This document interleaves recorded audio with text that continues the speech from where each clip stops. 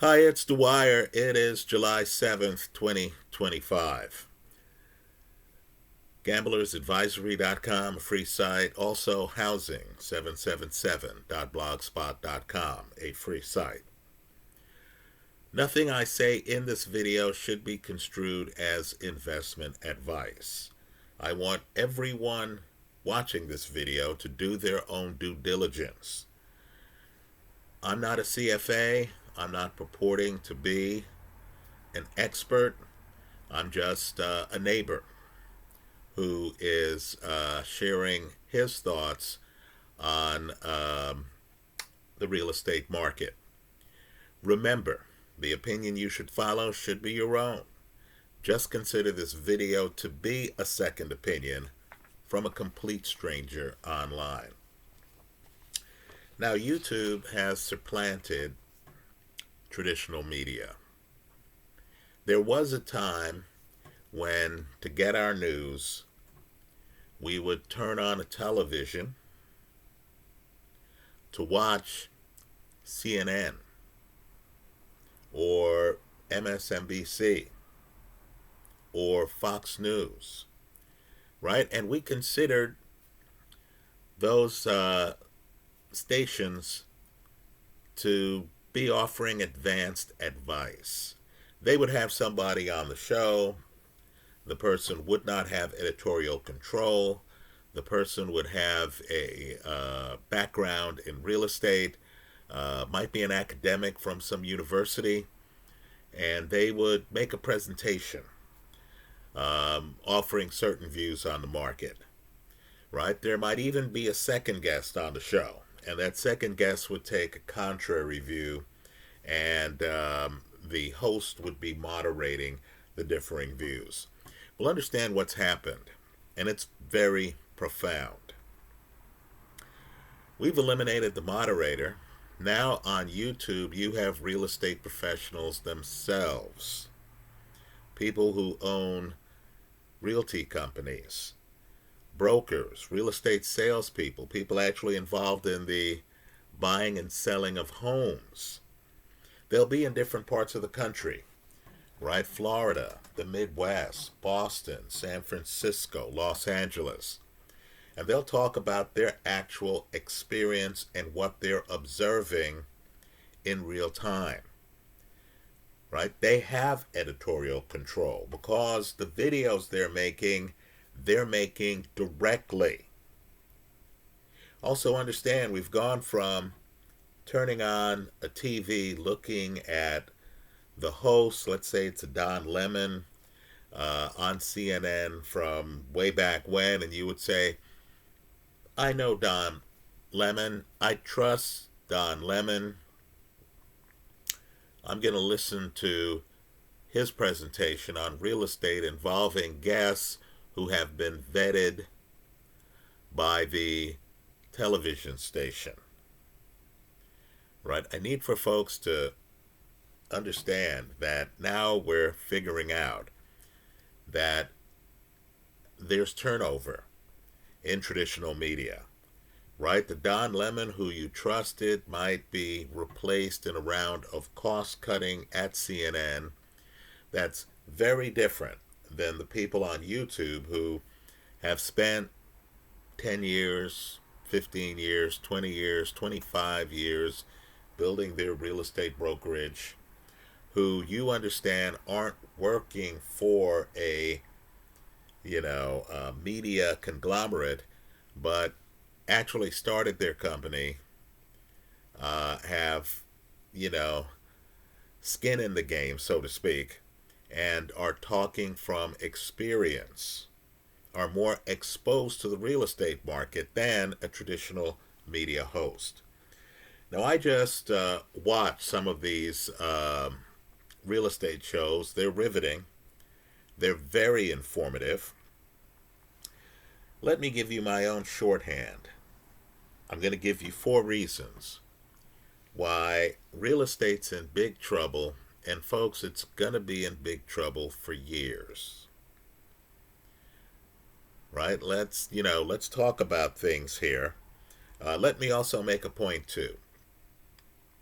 We all run in different social circles, right? It's impossible to talk with some people about the real estate market, right? There's so many delusions. You have folks who don't even believe that there is a real estate market, right? Their parents years ago, when the velocity of money was much higher and we were living in a different economy, saw real estate appreciate in value. They have no idea that the different generations face different demographics, that the baby boom generation was one of the biggest generations in history, that the demographic mix right now is completely different, right? They have no idea. And they just don't realize that market conditions actually impact real estate, right? I found it's impossible to speak with those people. When you are talking to your friends about real estate, you need to figure out what decade your friends are in. Right, folks, the 1960s and 1970s were a very different market than today. Right? If you were raised in the same neighborhood, you might realize that at different times in history, the home buyers paid different prices for pretty much the same house.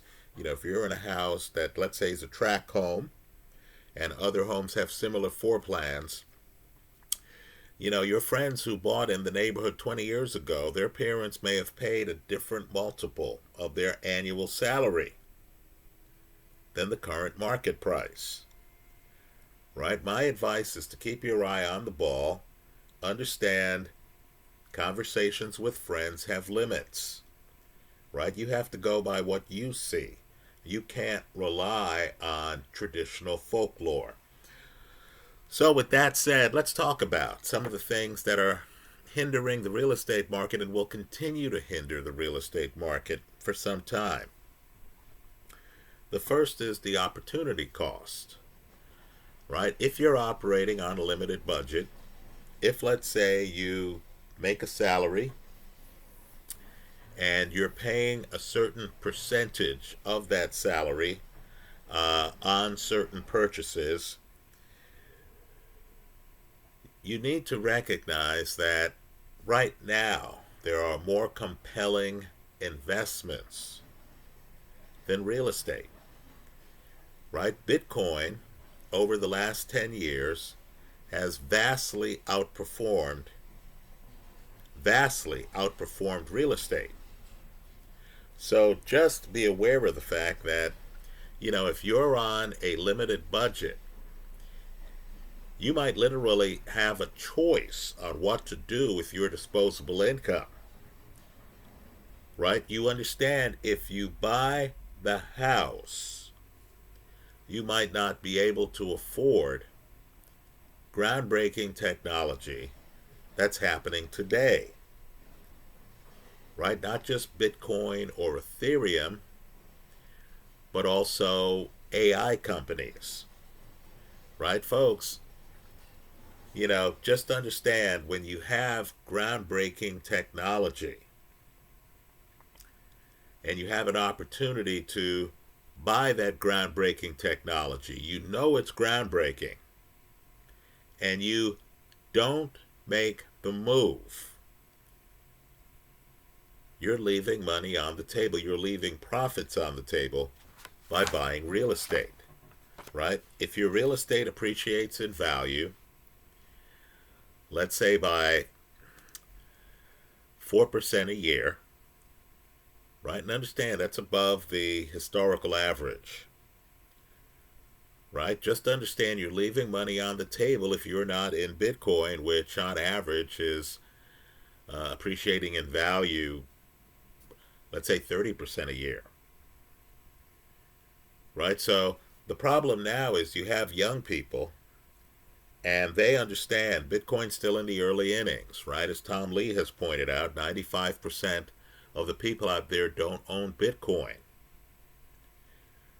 If you're someone who has watched the market cap of a Bitcoin treasury company strategy increase by billions and billions of dollars because they're holding Bitcoin, right? If you realize, if you believe that the future value of Bitcoin is still in the early innings, it's just getting started, right? No one's even going to remember or care 5 years from now whether they bought Bitcoin at $105,000 a coin or $100,000 a coin, because the profits will be that big. Then you're not going to be in the housing market. You're going to be in the Bitcoin market. You're going to be in the Ethereum market, right? Understand, everything's new. You have an administration that, is pro cryptocurrency. You have institutional investors now issuing spot ETFs. Just be aware of the fact that real estate is just one investment in the investment universe, right? There's a huge opportunity cost, I'm sure, that's keeping many people outside of the market. That's the first reason. Let me give a second reason. COVID changed neighborhoods, right? Understand, they shut down the world, right? The person who was right about COVID was the Florida governor, Ron DeSantis. Downtowns, even today, it's 2025, it's years after COVID. Downtowns today aren't as vibrant. Restaurants have closed. We now know that people would rather work from home, many people, rather than have the corner office in some corporate setup that's more attuned to movies of the 1990s featuring people like Harrison Ford. That's no longer the fantasy, right? So understand, in several cities, hot real estate now is viewed differently, right? You don't take for granted the social importance of, living in a certain area, right? So let me just say, the world has changed, the perception has changed. People don't feel that need to live in some part of town anymore, right, folks? It's going to take a lot to get us back to the pre-COVID mindset. Let's talk about a third reason: prices. Folks, your parents, many of your parents, paid roughly 4 times their annual salary to buy the median home decades ago, right? So if your parents were making $100,000 together, they were able to buy a great home for $400,000, right, folks?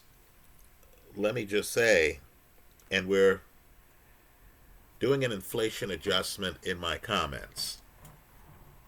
Well, now the price of homes in many places is 10 to 15 times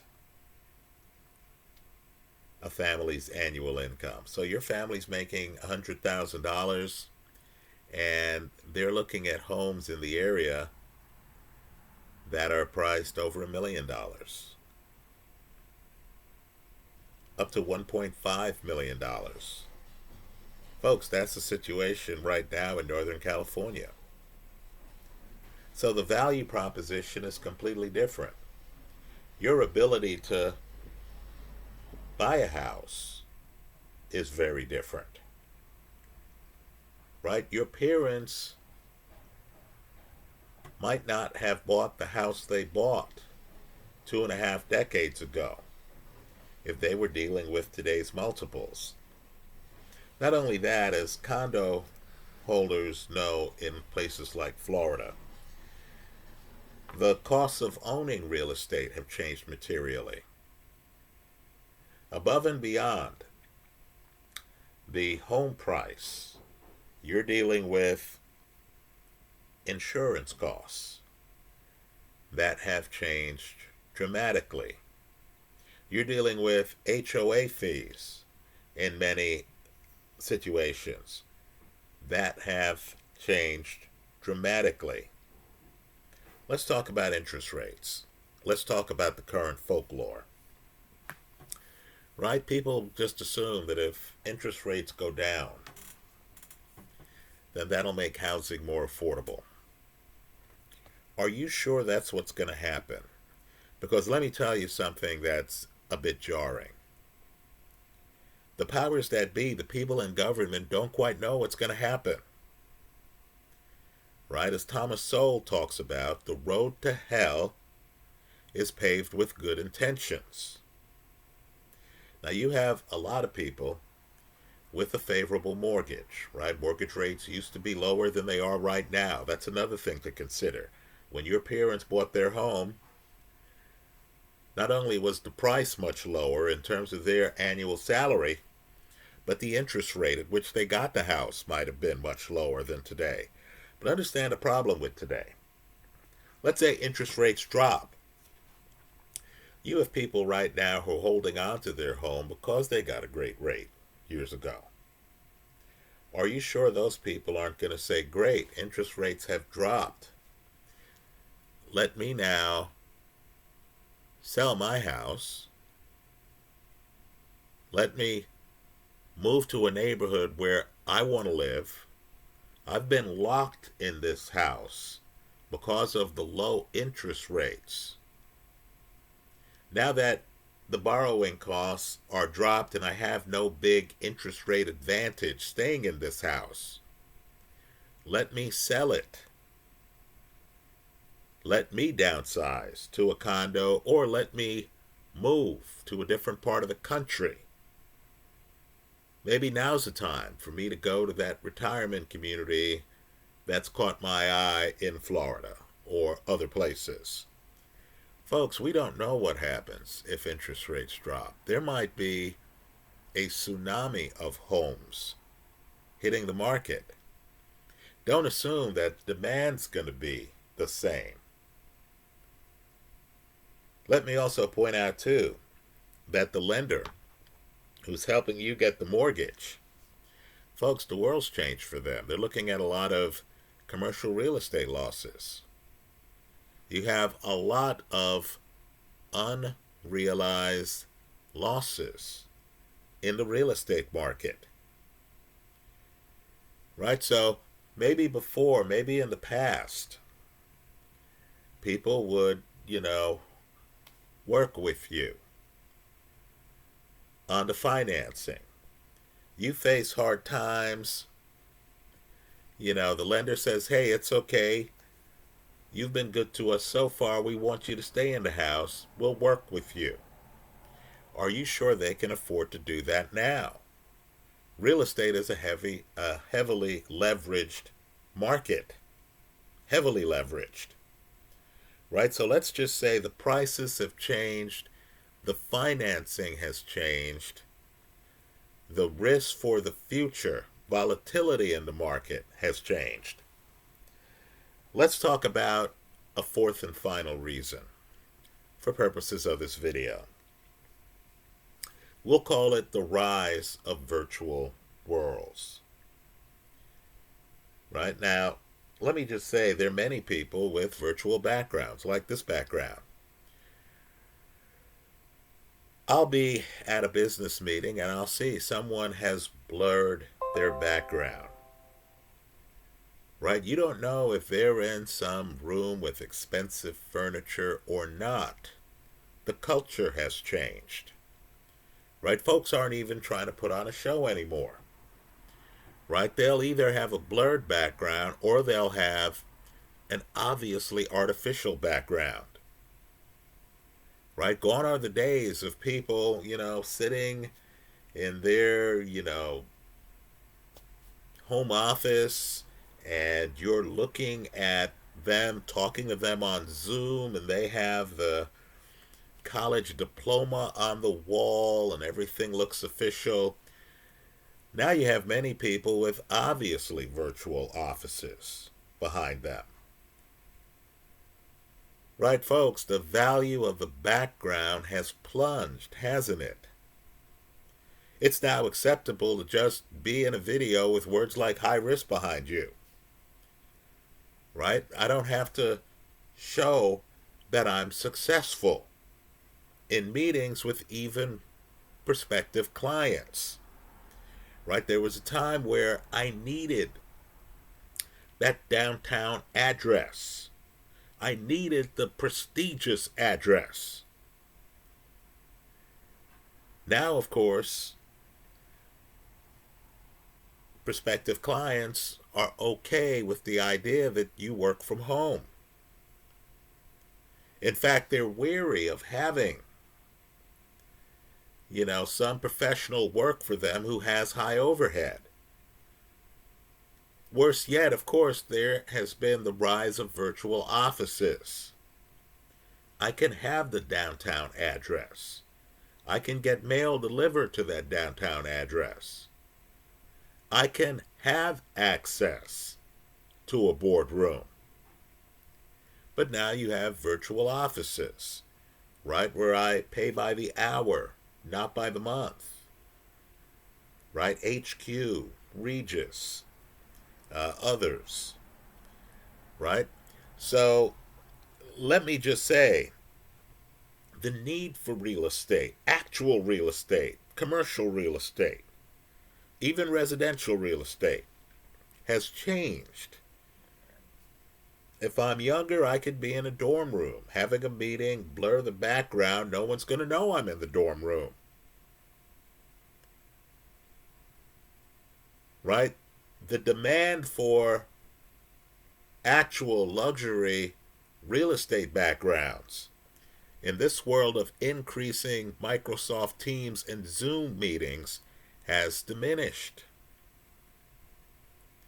So you add it all up and you have a realization that history tells us that real estate downturns last for several years. Right? You add it all up and you understand this is a downtime for real estate. Folks, it'll take a long time to recover. Right? Who knows where the world's going to be in 5 years? Let me tell you, Meta was working on a metaverse where, you would put on a headset and then you would be in a room with other people. Folks, that's still a distinct possibility for the future. Right? How many people would leap at the opportunity to not have to take mass transit to work downtown? Or to not have to drive to work and then pay for parking? We know that market exists thanks to COVID. The technology is moving awfully fast. There's a group of people who took the opportunity presented by COVID to move into bigger homes farther away from the city. Now, while many employers have ordered many employees back to the office, understand there are many people living in bigger homes farther away from the city who don't want to give up that lifestyle. Right? They're out of the running. They're out of the bidding for real estate closer to the office. Is that ever going to change? Let me hear your thoughts in the comments section of this YouTube video. Thanks for stopping by.